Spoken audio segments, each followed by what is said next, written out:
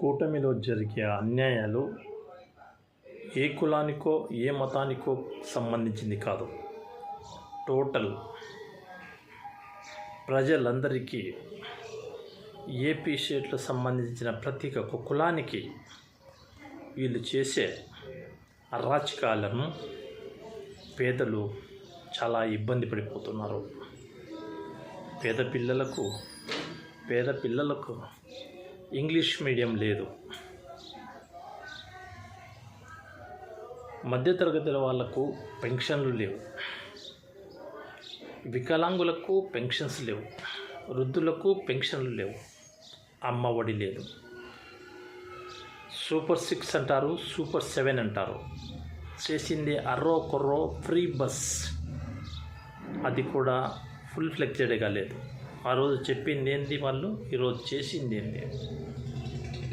ఏ తిరుపతికి పోవాలన్నా, ఏ శ్రీకాకుళం పోవాలన్నా, ఏ కుప్పం పోవాలన్నా, మొత్తం స్టేట్లో ఏ మూలన ఎక్కడ పోవాలా, ఏ తీర్థయాత్రకు పోవాలన్నా టోటల్ ఫ్రీ బస్ అన్నారు.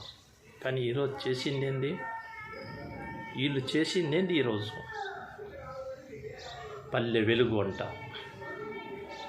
పల్లె వెలుగు కావాలంటే పల్లెలో ధన సంపద సృష్టించాలి. వారికి ఏదో కొన్ని ఫ్యాక్టరీలో లేదు, కొన్ని పథకాలు లేదు, వాళ్ళు తిండికి ఏ విధంగా సంపాదించుకోవాలో కుల వృత్తులో లేదు, వాళ్లకు ఎడ్యుకేషన్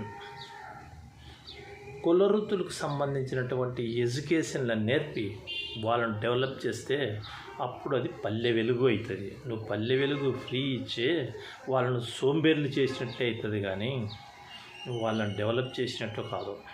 పల్లె వెలుగు ఇచ్చావు, వాళ్ళకి జాబ్ కల్పించావా? ఎందుకయ్యా? నెక్స్ట్ నువ్వు చేయబోయే అరాచకాలు ఏంటి అంటే,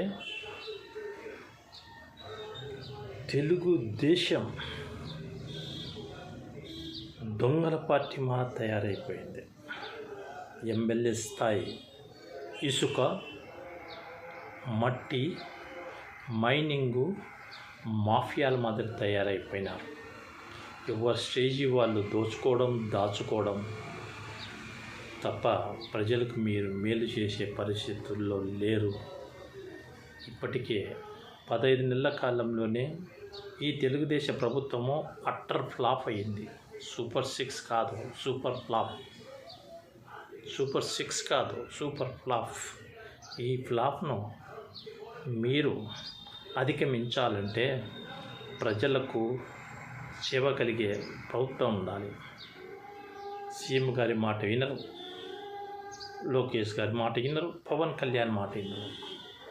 ఎందుకు ఈ క్రమశిక్షణ లేని పార్టీలో మీరు సీఎంలుగా ఉండి కూడా ఇసుక మాఫియా, మట్టి మాఫియా, మైనింగ్ మాఫియా, దొంగల ముఠాలు, ఒక దొంగ ముఠాలో దొంగలు ఎవరు తోచింది వాళ్ళు దోచుకోవడం, దాచుకోవడం తప్ప ప్రజలకు చేసే సేవ అయితే ఏమీ లేదని మాత్రం నేను మనవి చేసుకుంటున్నాను. ఇక ఏముంది, తప్పదు.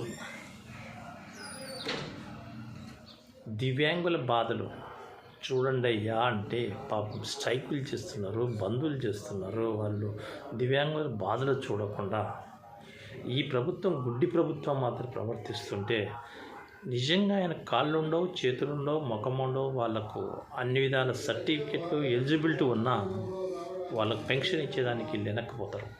ఏమంటే అవి దొంగ పెన్షన్లు అంటారు. దొంగ పెన్షన్ లేని వాళ్ళు పబ్లిక్ వచ్చి మీ ముందు నిలబడి చూపిస్తున్నారు.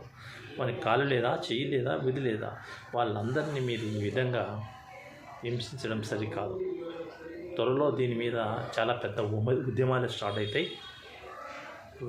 వృద్ధులపైన కూడా పెన్షన్లు ఇవ్వకపోతే ఉద్యమాలు స్టార్ట్ అవుతాయి.